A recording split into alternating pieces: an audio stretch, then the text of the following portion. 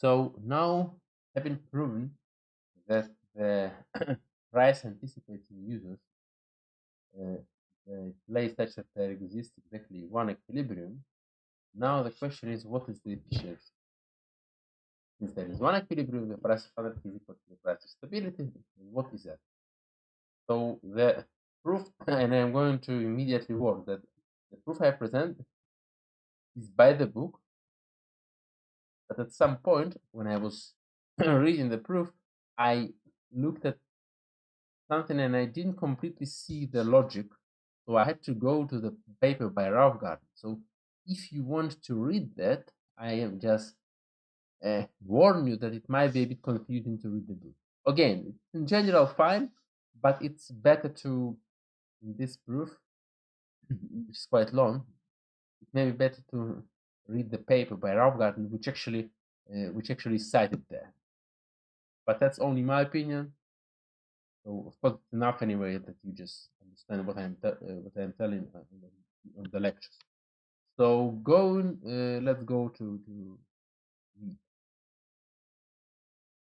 So I remind you that the optimal solution, when you assume that you know everything, that's system, so-called system, and you just decide on how to divide what you have. And you know that's something which you always achieve when the players are price taking. They're not thinking, okay, actually the the bid I gave influences the price. So with this not completely rational behavior, they achieve the optimum solution of the system, known by DS, D of system, and the unique solution, which is not promised to be unique. Now, the optimal solution for the game, which actually is promised to be unique, and that the equilibrium in the game where actually players are rational and understand that their bid will influence possibly price. That is the solution to the system called game, and that's a unique, basically, price of anarchy instability, and that's, or let's say that's the unique equilibrium which determines the unique price of anarchy instability, and that's exactly what we need to compare to the optimal solution for the system. So basically, we ask how much utility do we lose because actually players anticipate price, because they're rational, because they think about their rationality. We lose the utility because here, well, we will see that they might lose utility, not much actually, but they might lose utility. Whereas if they don't anticipate anything, they just optimize, assuming that the prices are given, then they actually are optimal. So it's convenient to go with 1 divided by price of anarchy, or again 1 divided by price of stability. They are the same because there is one equilibrium. So that's not the utility of the equilibrium divided by the optimum, but rather the other way around. Something which we usually look at when we talk about cost. Here it's not cost, it's utility. Well, we can say that we divide cost, but it's something players get, though. That's not a cost in the sense that you pay that. You want that. You want to optimize, maximize. So I don't know why they work with 1 divided. Maybe because the calculations are easy, but anyway, we are going to work with that.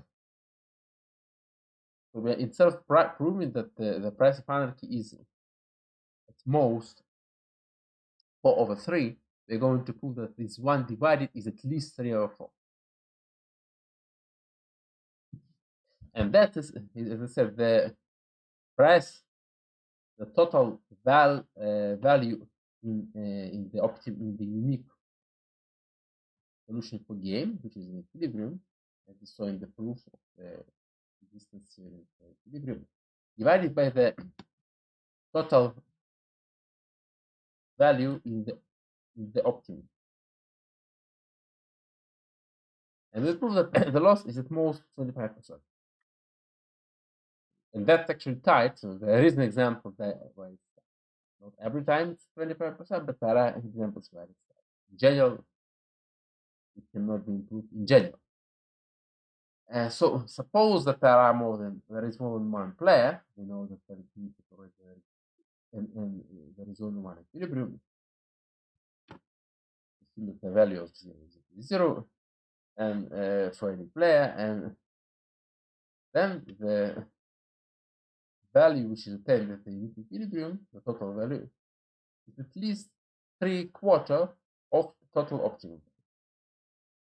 Price final key is at most 4/3. But again, here we look at this.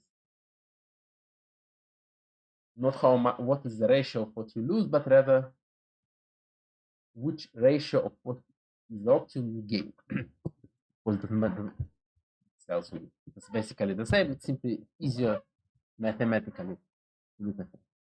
And that is tight. It means that for any positive epsilon, there exists a game with more than one player, so within these two players, and linear.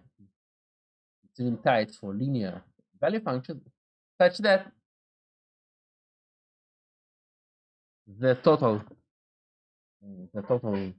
value in the equilibrium is actually at most 3/4 of the optimum. Well, 3/4 plus epsilon, but it can be this example even with linear value functions. It exists for any positive. Of course, the bound is for any value function, for any like linear. Sorry, for any not necessarily linear, for any smooth enough value functions, but for even for linear, this can be shown to be tight. Okay, that's the proof, and that's the theorem. The proof is not easy, but I will move you through that. At least you will immediately see the steps of the proof. So don't worry, it's going to be simple. The steps of proof are as follows. First, we're going to define some value. We're going to first show that this value is exactly 3/4, and then we're going to show that that is first a tight bound. So we're going first to show the second part, and then they're going to show the first part. So value and then proof the second and first. Now the proof itself is going to be quite long, so like 2-3 slides for each part of what I've just told. But you know now the main skeleton. You won't get confused, I hope. This is important that you know the skeleton. So the proof first, you recall that we assume that the set of the value function is such that each value is concave, strictly increasing. Quite natural. This is strictly increasing because the more I get, the more I value that. It's something you want to get, and continues over the non-negative reals, over the strictly positive reals. It's also continuous differentiable, so there is a derivative, and that's continuous. And the right derivative at 0 is finite. Now, you know the set of all such functions as calligraphic, or purely whatever you call it, a V. And that's something we already said. I'm going to try to remind you what you need to know. So, also recall that we defined for the given value function another function which is not given something we define. That's this value. Let's call it value roof, because it's like a roof of these nice village buildings, not only village buildings, but you know what I mean. So I think it's actually called hat in English, in the sense that in Latin it's called hat. So let's call it hat. Value hat is simply defined based on the original value function and the total size of the resource shared, capital C, and all that. That's how it's defined. We use that function. We basically saw that they are unlike the competitive equilibrium, which is attained when players just optimize, assuming the prices are fixed. They just take prices. Don't remind that the prices are that they depend on what they tell. The optimum competitive equilibrium is attained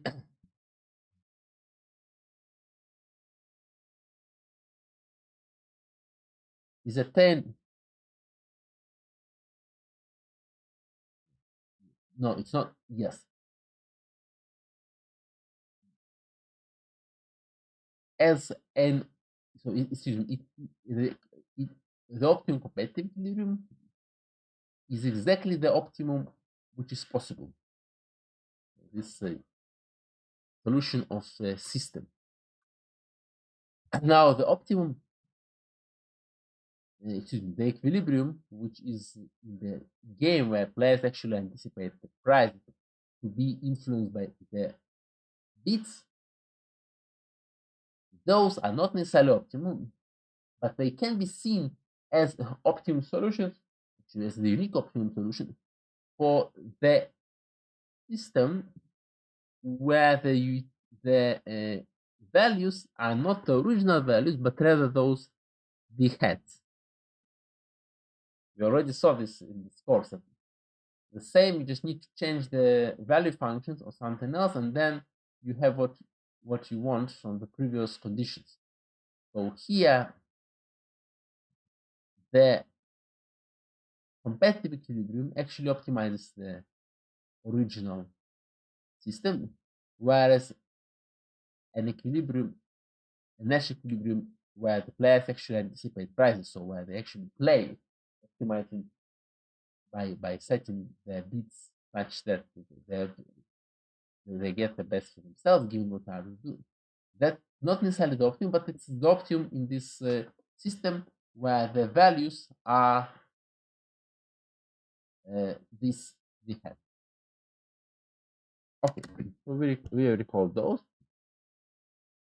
And then we now define this B. It's going to be the bound we need. First, we're going to prove what it is, and then we're going to show it's exactly the bound we want. So it's the following thing. So I look over all the value functions in this calligraphic V. For each one of them, I look over all the possible sizes of the resource, which we divide. For each one of them, I look over all the possible D and D bar. That's how LaTeX calls it, so I'll call it D bar, so don't get confused. This is V hat. It's angular sign above the letter is called hat. That's why I'm going to call it hat. And the normal bar above the letter is called bar. So of all those, we look at anything of the following expression.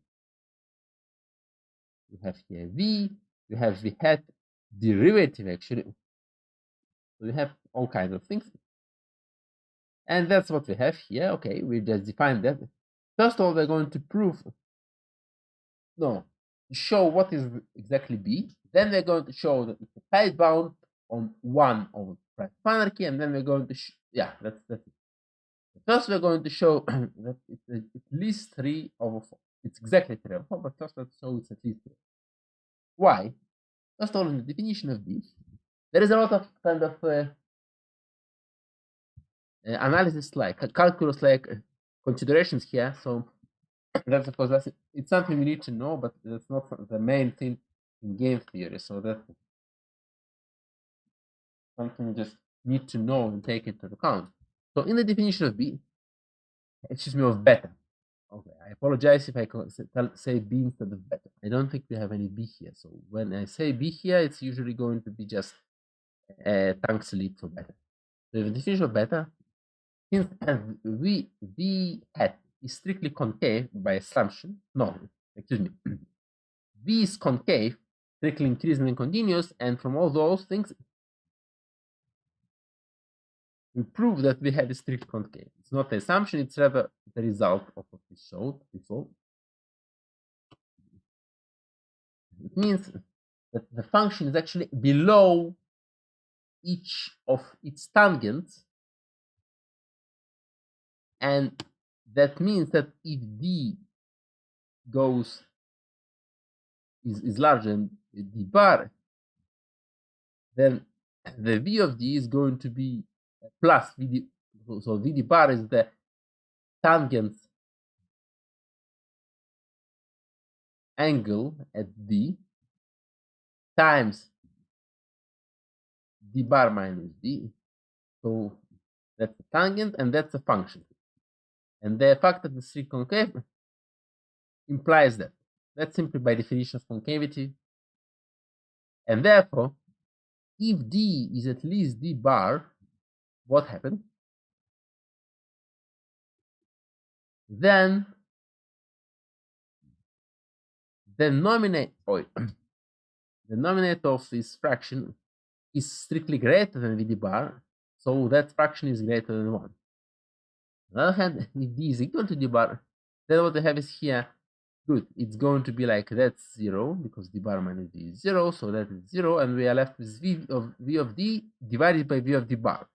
Since D is equal to D bar, we assume, then it's simply 1. So, given that, we may assume that D is at most D bar. Why? Because if D is at least D bar, it's going to be greater than 1. Whereas when it's D bar, it's 1. So if we want, we want to attain the infimum when D is greater than D bar. So with our laws of generality, in this definition of B, of beta, we assume that D is strictly smaller than D bar, or at least at most D bar. I don't remember exactly how they want it, but we assume that, and we show, I remind that now we're going to show that B is at least, a beta is at least 3 or 4. So, we find this beta, and we prove that it's a time bound. First to show that at least 3 or 4. See, I am repeating things we saw before, so that it's going to be for you to easily follow this multi-slides proof, but I hope that, and you remember it anyway. In the worst case, if I don't repeat something on the slides, you can of course always stop the video and just go back. So, we may assume that D, we said that D is strictly smaller than D bar. Now what happened?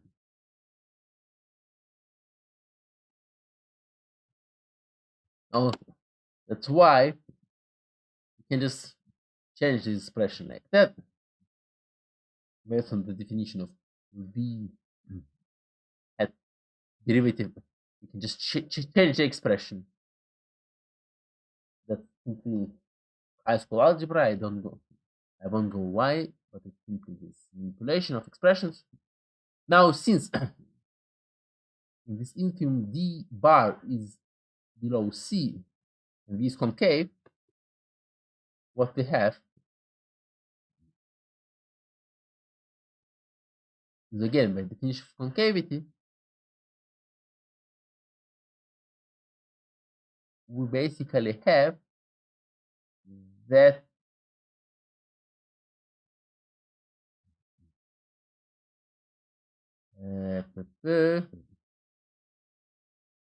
so look, 1 minus D over D bar times VD bar minus VD. Now times VD bar, we just move here. Now minus VD, what happens with that? So first 1 minus VD, here we have VD, that just cancels out. And we are left with minus D over D bar times VD. So that is simply a manipulation of the expression. That's simply what we have.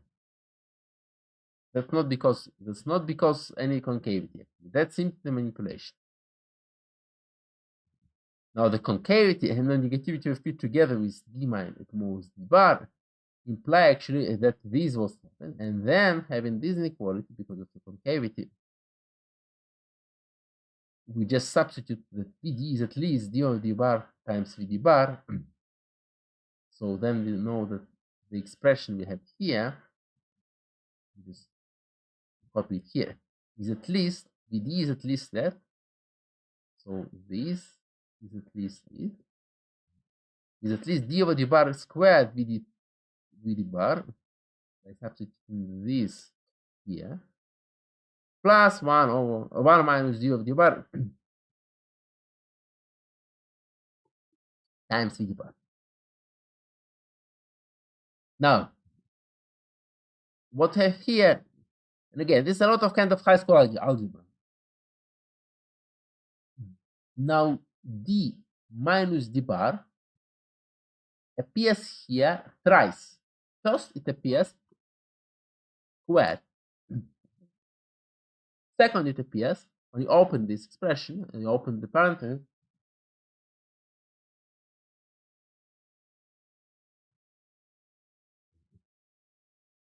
No. Oh yes. 1 second, please. Second is the PS. Yes. Times with minus times VD bar. And lastly, it appears, well, with, you may say it does not appear. So simply you have a free element in this square in this parable. So in general, if you look at d over d bar as one variable, then you can look at this expression as x squared minus x plus 1. Right? So it's squared, then it's with minus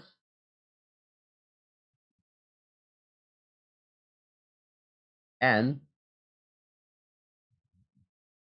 if it takes this minimum. Okay. Now I understand. So sorry, yeah, I've got confused and I confused you. So v of d bar, we can put it out, and then inside you have d over d bar squared minus d over d bar plus 1. And then something squared minus that plus 1. It takes minimum at x equals to half. That's something you can know from school. So just the derivative is 2x minus 1. It's 0 exactly when x is equal to half. And since the second derivative is 2x, is 2x, then it's a local minimum, and the only local minimum is also the global minimum. So the minimum is attained when x is equal to half. So the minimum expression is attained when d over d bar is equal to half, and the minimum, and then the expression is going to be at least 3 over 4 times vd bar. And so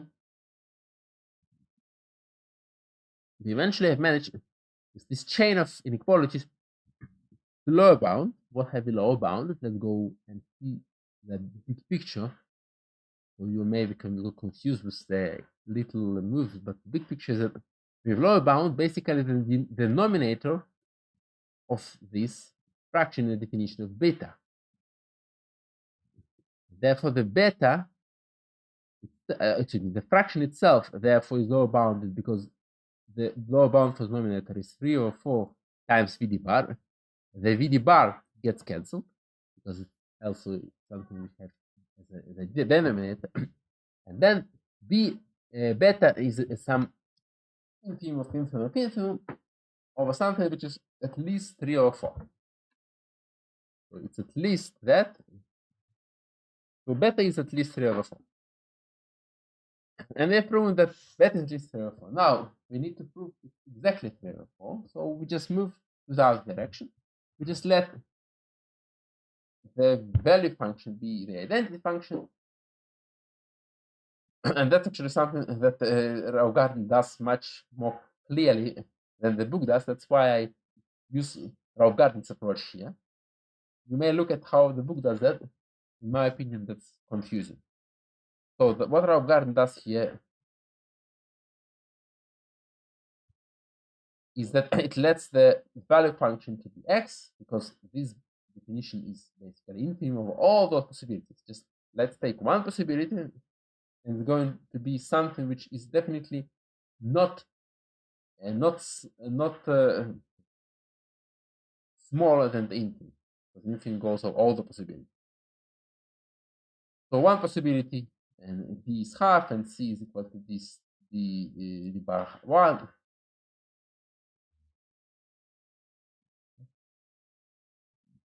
And then it implies that beta is at most 3 over 4, because already this will yield beta equals to 3 over 4.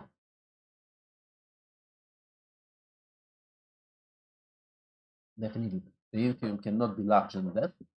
And then beta has to be exactly 3 over 4. Okay, so we've proven that beta is 3 over 4. And now, honestly, we need to prove that it's actually the tight bound, because we've now been playing these expressions to show that this crazy expression is equal to 3 over 4. But now we want to show that actually, okay, that is a time bound on the ratio between what we get in equilibrium and what we get in the optimum. So that can be actually beta. in that case. Now, to do that, we need to do some, at least for the tight bond, to look at the expression as an example, which is similar to the example we already saw at the second lecture, when we showed that our model is such that the price of stability can often be greater than 1, so that every equilibrium can be suboptimal. So we're going to just repeat these examples of possible inefficiency as an interlude. So that's something like a detour, because I want to remind you how those examples work, so that now we will have an easier time to look at our example of tightening. So let's go quickly to over what we did then. These are going just to be 2 slides that we already have seen. So, okay.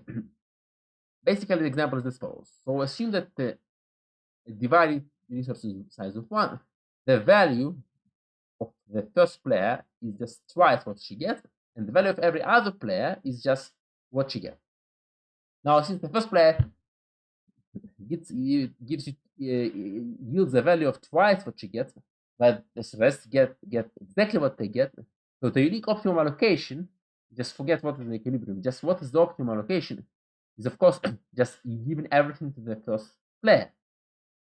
Now, this can never be an equilibrium, because in order to do that, the allocation has to be that the first player beats something positive, whereas the rest beats 0. Why can it be? Cannot it be? Can't it?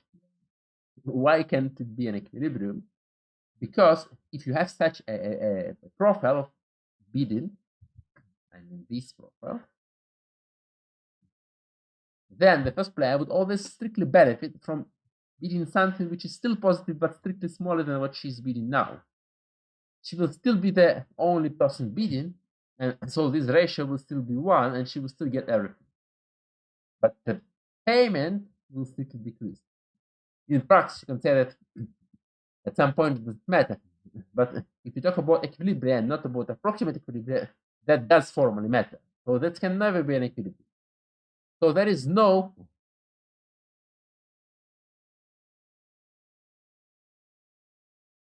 optimum equilibrium. In other words, part stability is strictly greater.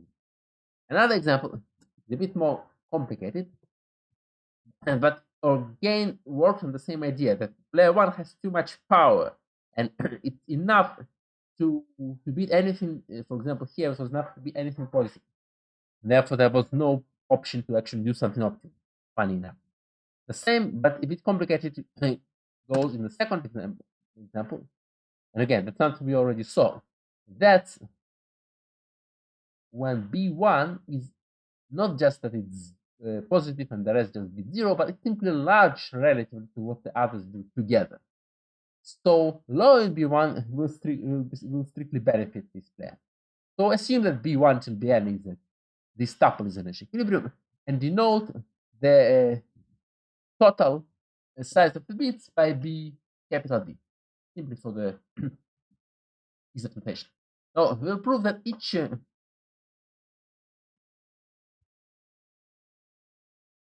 okay, I said we'll prove, but it was an exercise. Maybe we have seen this, maybe not. But anyway, there is an exercise. That in an equilibrium, each utility function. Okay, my apologies. No, not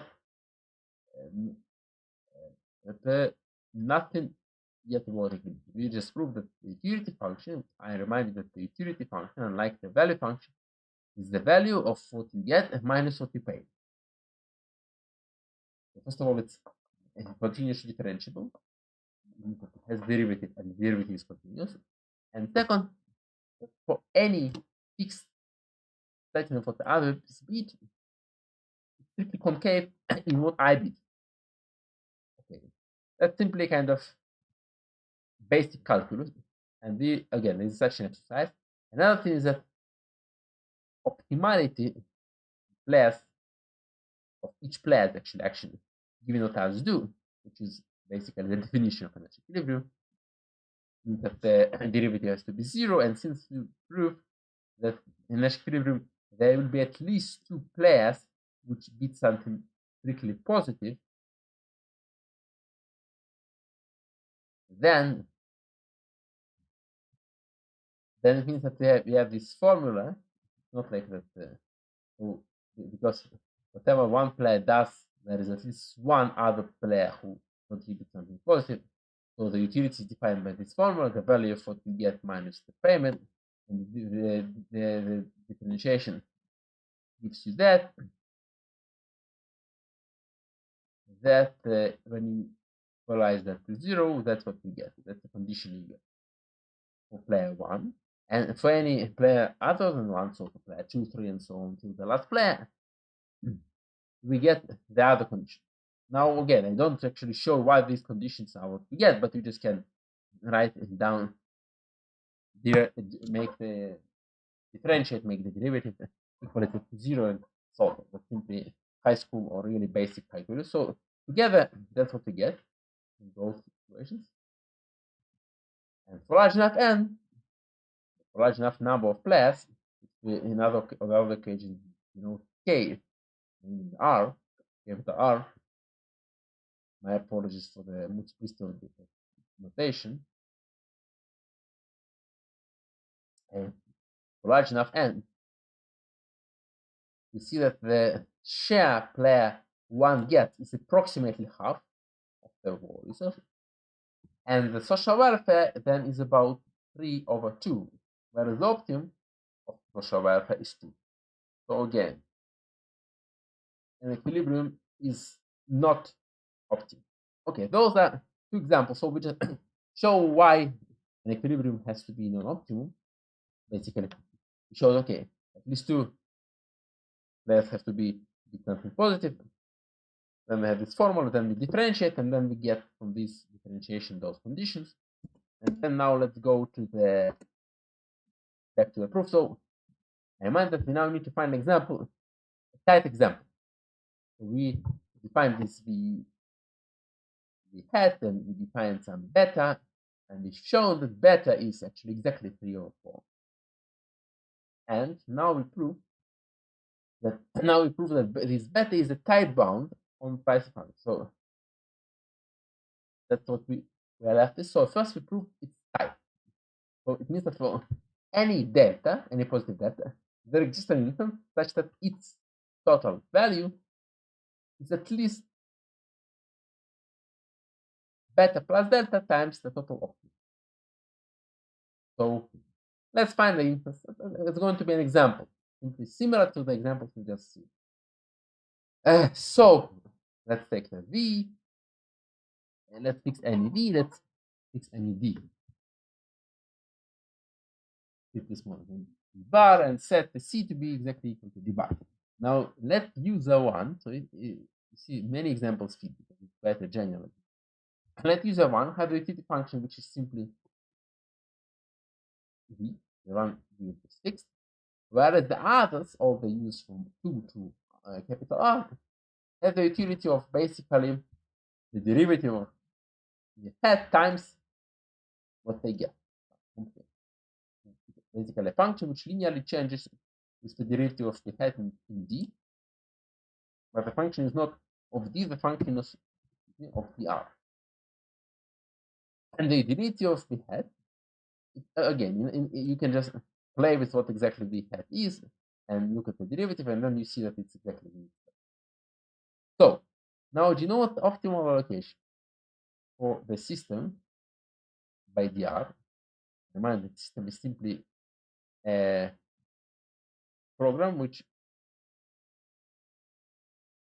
finds the optimum possible in this case. And what we see with say that we denote an optimal solution by ds. First, we notice that if you allocate all the resources of C to user 1, it's a feasible solution. So the optimum is at least what you get when you allocate, at least what you get when you, in its value is at least what you get when you allocate everything to user 1. As we'll see, it can be actually an optimum. Now, since any energy equilibrium, it is actually an optimum in this case. Since any energy equilibrium, we need first of all to bound an optimum. That's what we've done. And now we look at an equilibrium, and then we are going to see what is the ratio. So in an equilibrium, I just wanted to see the steps. You can get confused in some of the technicalities, not important, but I want you to understand the steps. That's also what you may probably need to know for the exam. You don't have to understand every little technical detail. So it's nice to understand. What you need to know from the proofs, because they're long, are the main steps, the logic. That's why I constantly stop and just give you the review there. Where are we with respect to the whole proof? So now we have proven that this beta, which we know is exactly 3 or 4, is tight, the tight ratio. Why? We are looking at the example. The example, you know that the optimum is at this, and now what happens in any equilibrium? We know that there is one. So in any equilibrium, at least two uses, we know that have positive quantities in an equilibrium, and the size of the equilibrium set is 1. There isn't any equilibrium. So since all those, so at least users have positive quantities, means that users from Q to R, at least one of them has to have positive quantity. And since there is only one equilibrium, and these are all symmetric, they have all to have from the symmetry consideration have to have exactly the same positive quantity. So how can it be that they all have the same quantity? It means that when R, the number of users, approaches infinity, it has to be actually not like limit, but rather a double arrow, which means implication. It implies that all the players from 2 to R, what they get allocated approaches 0, because they get the same, and then the number approaches infinity, and the total resource is finite. What they get allocated has to approach 0. Now, let's finish the example. So we've seen what happens, what the least possible value for an optimal allocation. Now in an equilibrium, at least two users have positive quantities, so all the players from 2 to R have to have the same value, which is positive. Approach 0 when the number of players goes to infinity. Now we once already showed that in the unique Nash equilibrium, these are the conditions, the first order conditions, so called first order conditions. Now, rho was the price. What happens?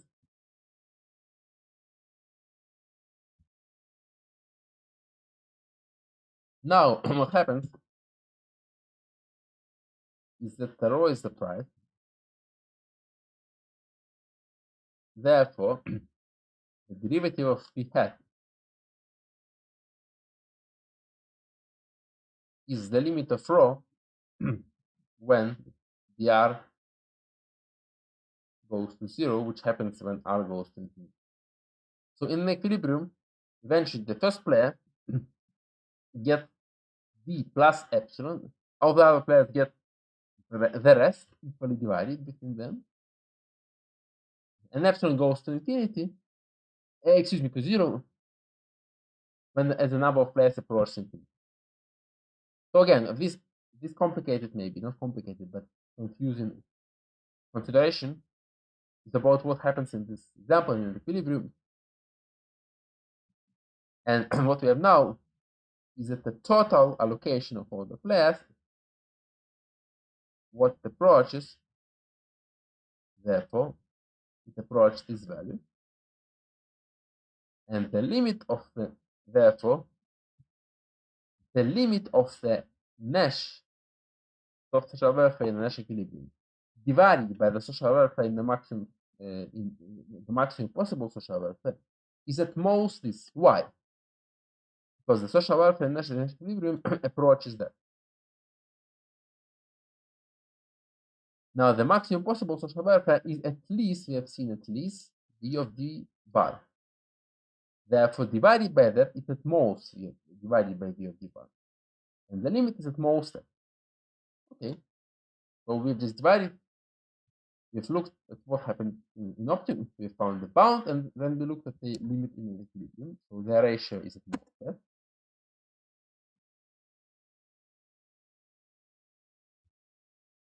So what does mean that it's a limit. So any positive delta, it should be positive, of course. Not many, it should be positive. There exists a game, use such that it is used such that the Nash social welfare, so the social welfare and Nash equilibrium divided by the optimum is at most beta. So it's close enough as we want from below to beta. We say it cannot be larger than beta by more than delta, but delta is an arbitrarily positive. It should be positive number. And substitute these values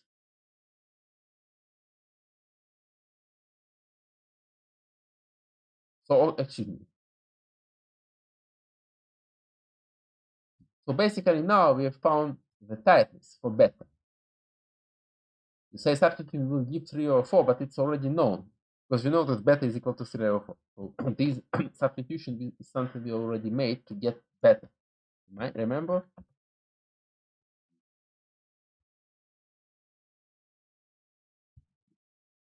That's something we already made to get beta.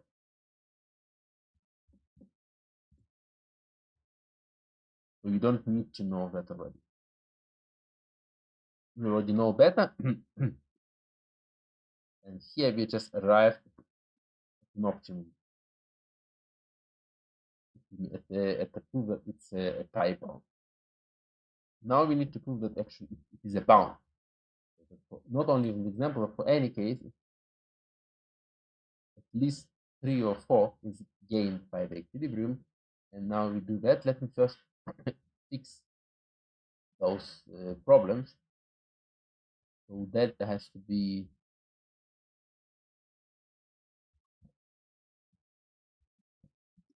not smaller than 0, but greater than 0. First bound. And the second, you don't need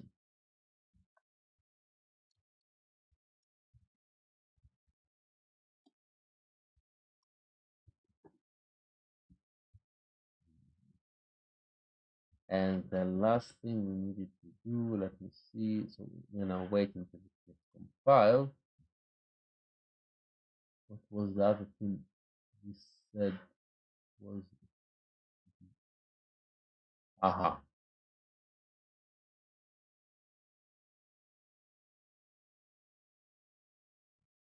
Yes. Good. So now we need to prove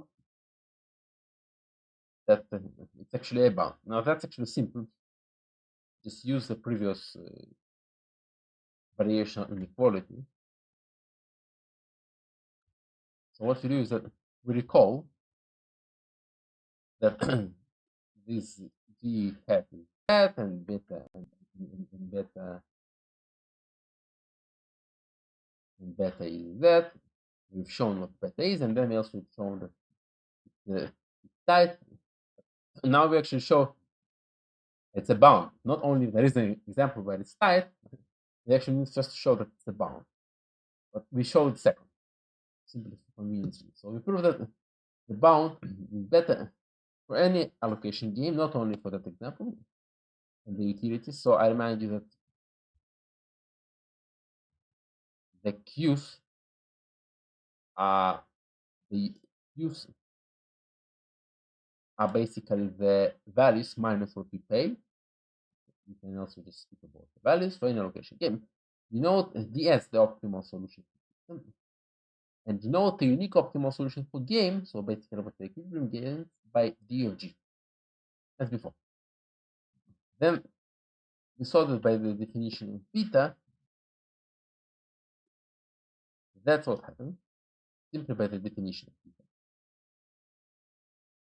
And finally, we just employ the inequality we already saw, which is that for any player game with more than one player, consider a game. So let's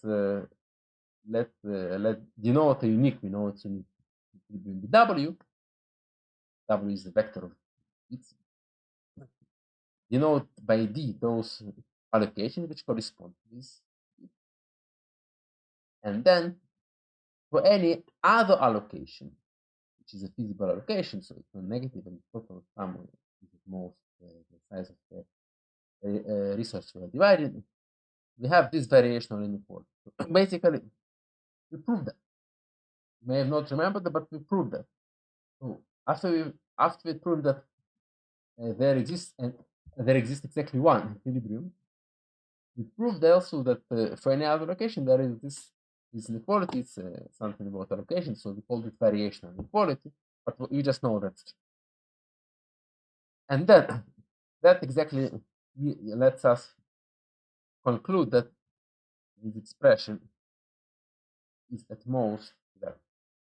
And that means that for any game, what you get in equilibrium in D, it's unique equilibrium,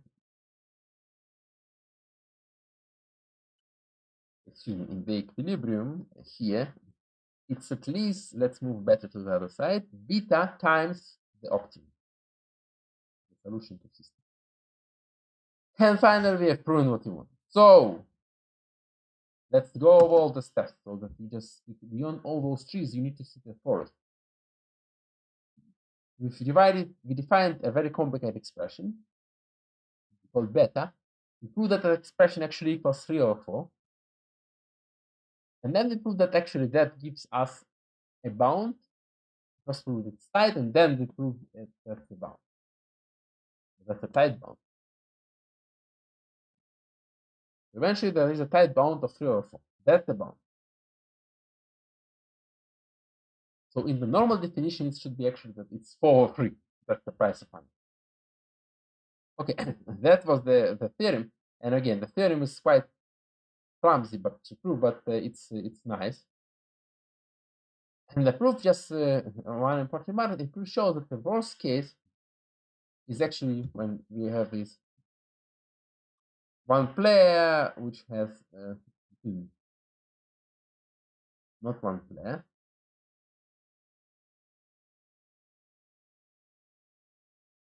What? I think I mean that the size of resources is one, not like that. Let me make sure I'm not confusing.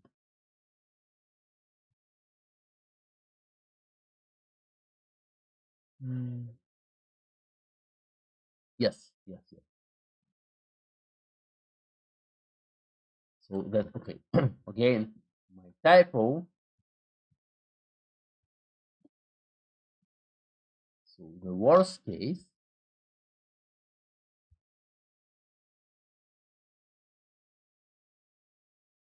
is when the size of resource is 1. Okay, it's a worst. So it's not worse, it's worse. It cannot be worse, but it's not the worst, it's rather a worst, because I'm not sure whether it's the only one.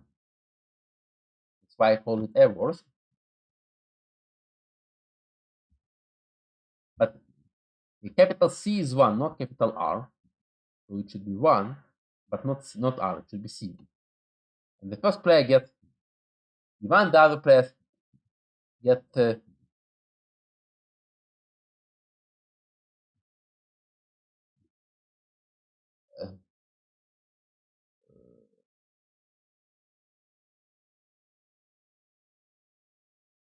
okay.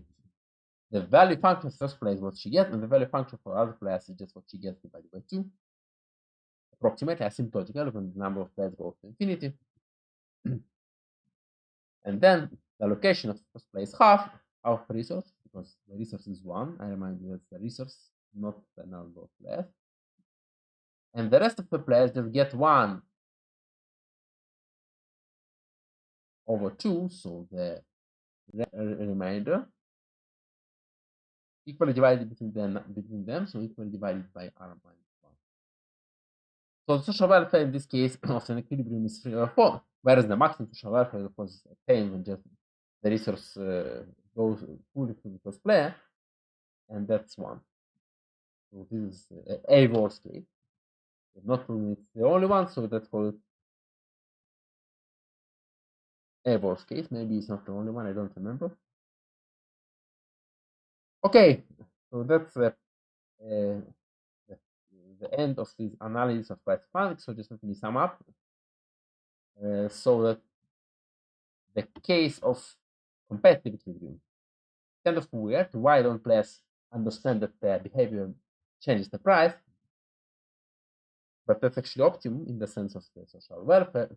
Whereas the case of the players who think about the price anticipating users, that case is actually harder because in spite of it has an equilibrium, this can be suboptimal, but they have a nice tight bound for how much suboptimal that is. That's 3 over 4, or 4 over 3, 4 over 3 if you want to look at this according to the classical definitions. And I remind that we already had this bound in the case of flows. That's flow, and that's I don't know actually whether there is a connection which causes that, but somehow both related to Ralph Garden. Anyway, just that's not the same, but somehow we have this this number. Okay,